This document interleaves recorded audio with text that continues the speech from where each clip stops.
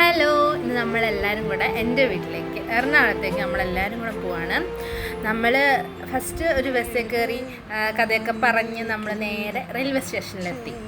അവിടെ എത്തി നമ്മൾ വർത്താനമൊക്കെ പറഞ്ഞ് കഥകളൊക്കെ പറഞ്ഞ് ട്രെയിനിൽ കയറി സാന്ദ്രാപ്പിയുടെ ഓരോരോ കലാവിരുതുകൾ കാണും. സാന്ദ്രാപ്പി വിശന്ന് ഭ്രാന്ത് പിടിച്ചിരിക്കുകയായിരുന്നു. അവളുടെ വിശപ്പടക്കം എവിടുന്നോ ഞാൻ ലൈസ് കുറുക്കറൊക്കെ വാങ്ങിക്കൊടുത്ത്. അവൾ കാണിക്കണ ഓരോ നിങ്ങൾ കാണുന്നില്ലേ. അത് കഴിഞ്ഞിട്ട് ശില്പയെ സാന്ദ്രയെ നമ്മളെ എറണാകുളത്ത് വെച്ച് അവരിറങ്ങിപ്പോയി. അവര് സാന്ദ്രാപ്പിയുടെ അടുത്ത് പോവാ, അവിടെ കറങ്ങാന്ന് പറഞ്ഞു നമ്മളെ ഉപേക്ഷിച്ച്. പിന്നെ നമ്മള് 3 പേരും കൂടി അങ്ങനെ നമ്മള് എറണാകുളം പിറവം ഗ്രാമത്തിലേക്ക് എത്തിയിരിക്കുന്നു. അത് കഴിഞ്ഞിട്ട് ഓരോരോ വിശേഷങ്ങളൊക്കെ പറഞ്ഞ് നമ്മൾ എൻ്റെ വീട്ടിൽ കയറി.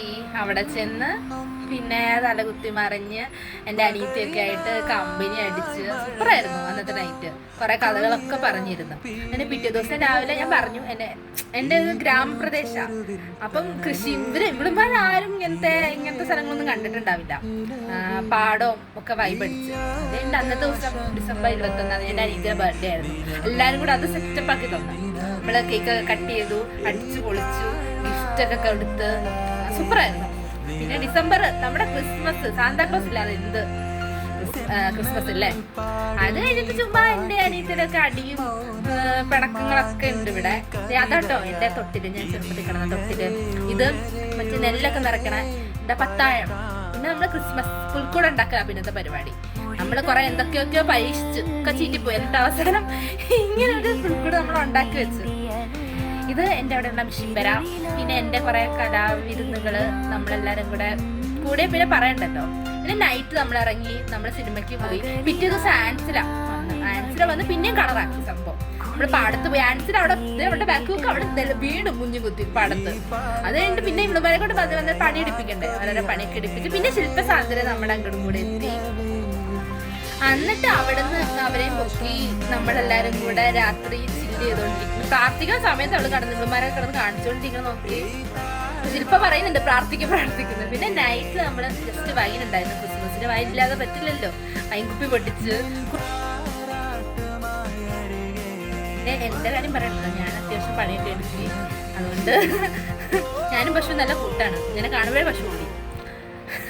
അത് എന്റെ സാന്ദ്രാപ്പിനെ കൊണ്ട് സാന്ദ്രാപ്പിയാണ് വിറ്റ് കോമഡിയാണ്.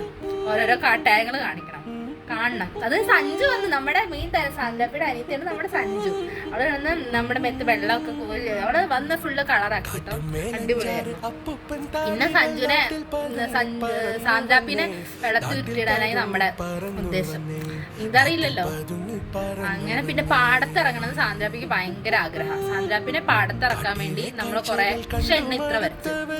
എന്റെ അനിയത്ത് കഷ്ടപ്പെട്ട് അവളെ ഒന്ന് പാടത്ത് നടത്തിക്കാൻ, വരമ്പത്തോടെ നടത്തിക്കാൻ. കുട്ടിക്കൊന്നും അറിയില്ല.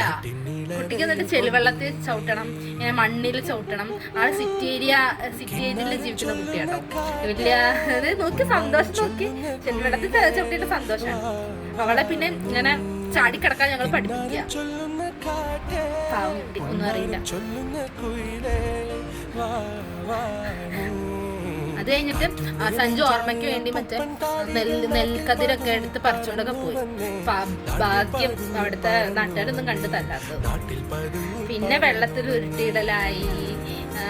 രസമായിരുന്നു. എല്ലാം കൂടെ നമ്മൾ അടിച്ചു പൊളിച്ചു. പിന്നെ പാടത്തുന്ന ക്ഷീണമൊക്കെ അവള് തിന്നു തീർത്തു.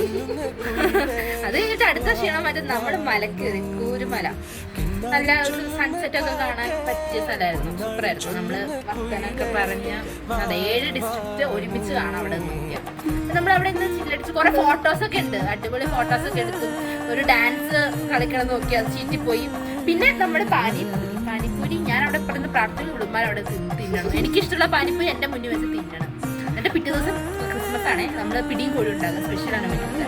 അതിന് വേണ്ടി വർത്താനൊക്കെ പറഞ്ഞ് പിടി റെഡിയാക്കി നമ്മളെല്ലാവരും കൂടെ ഒരുമിച്ചിരുന്ന് റെഡിയാക്കി. സൂപ്പറായിരുന്നു. പിറ്റേ ദിവസം പിടിയും കോഴിയൊക്കെ തിന്നാൻ വേണ്ടി എണീറ്റ് ഇവന്മാരെ വിളിച്ചോണ്ട് പോകാൻ വേണ്ടി കുറെ ചെടുപ്പത്തരൊക്കെ പറഞ്ഞ് നമ്മൾ ഇവർക്ക് സ്പെഷ്യൽ വീടൊക്കെ ഒരുക്കിയിട്ടുണ്ടായിരുന്നു. അതായത് നമ്മുടെ മെയിൻ താരം ജോൺസ്, ഞങ്ങളുടെ ഫ്രണ്ടാണ്.